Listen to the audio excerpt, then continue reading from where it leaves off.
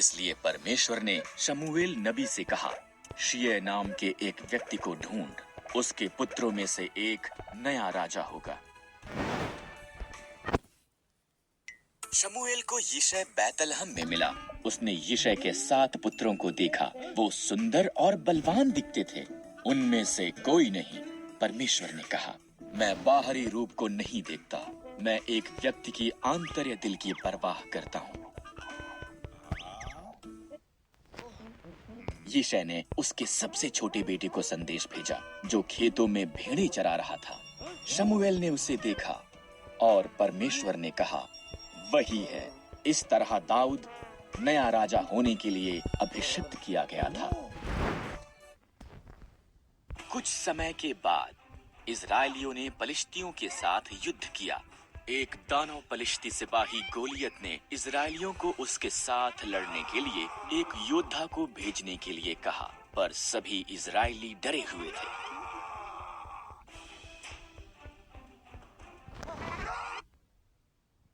दाऊद सेना में उसके भाइयों के लिए भोजन लेकर आया। उसने गोलियत की चुनौती सुनी और डरा नहीं। परमेश्वर की सेना का अपमान करने की उसकी इतनी हिम्मत।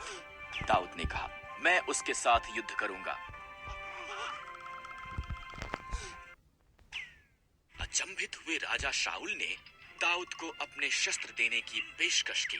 नहीं, दाऊद ने कहा, परमेश्वर ने जंगली जानवरों को मारने में मेरी सहायता की है, वो गोलियत के विरुद्ध भी मेरी सहायता करेगा।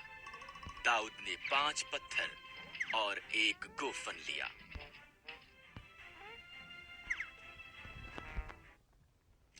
क्या मैं एक कुत्ता हूँ? गोलियत दहाड़ा।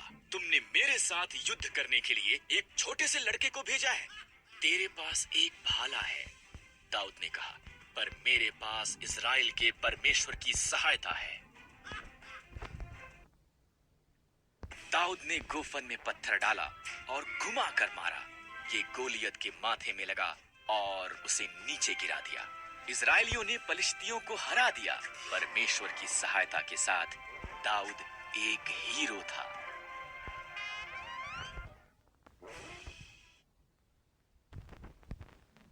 एक महान राजा बन गया था। तब उसके पुत्र सुलेमान ने राज्य किया।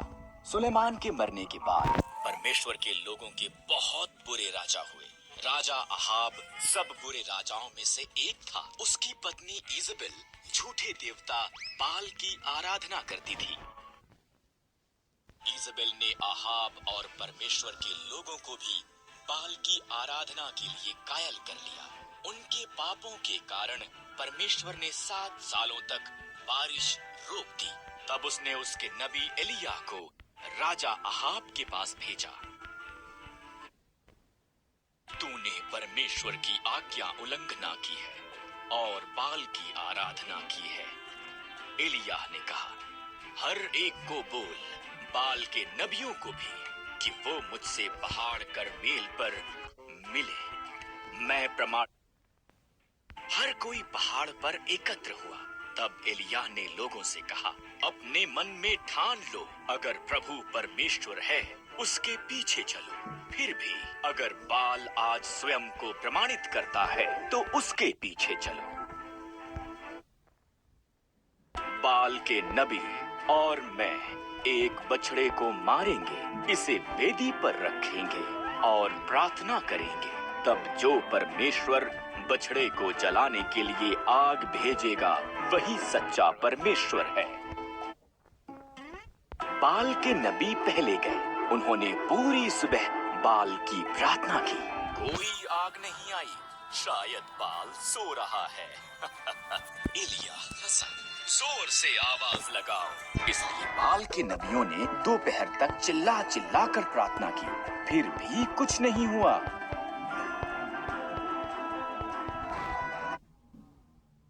एलिय्याह ने एक वेदी बनाई।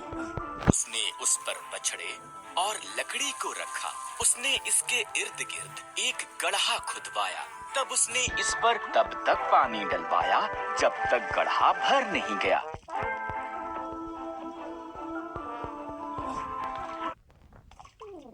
एलिय्याह ने प्रार्थना की। तुरंत आकाश से आग गिरी। इसने बछड़े, लकड़ी, पत्थरों और पानी को जला दिया। लोगों ने दंडवत किया और पुकारा, प्रभु परमेश्वर है।